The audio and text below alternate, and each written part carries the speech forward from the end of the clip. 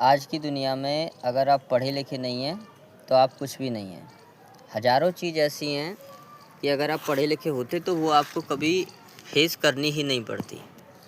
पढ़े लिखे आदमी की सबसे ख़ास विशेषता ये है कि चाहे उसकी और उसके परिवार की हज़ारों समस्याएं हों, फिर भी वो समाज के बारे में, अपने देश के बारे में सोचता है।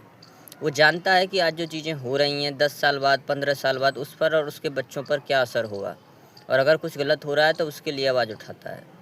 लेकिन जब व्यक्ति पढ़ा लिखा नहीं होता है तो उसे अपनी और अपने परिवार की समस्याएं बहुत बड़ी लगती हैं।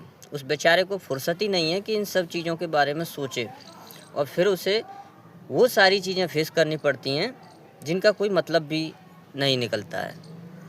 ज़िंदगी का ऐसा कोई भाग नहीं है जब आपको अपने ज्ञान की ज़रूरत अपनी ज़िंदगी में ना पड़ती हो। आप पढ़े लिखे हैं, आप समझदार हैं, तो किसी बात पर आप लोगों को इकट्ठा कर सकते हैं और अपनी बात को मनवा सकते हैं।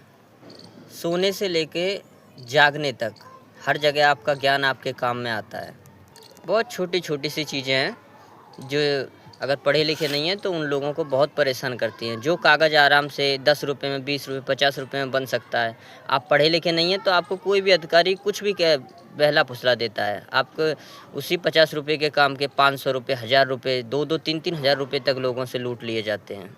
आप पढ़े लिखे हैं तो आपको पता है कौन-सी दवाई किस काम के लिए आती है, और अगर नहीं पता है तो आप पता कर सकते हैं। लेकिन आप पढ़े लिखे नहीं हैं, आपको नहीं पता, दवाई का नाम तक आपको नहीं पता। जो डॉक्टर ने कहा वही सही, चाहे वो आपसे कितने भी पैसे लूट ले।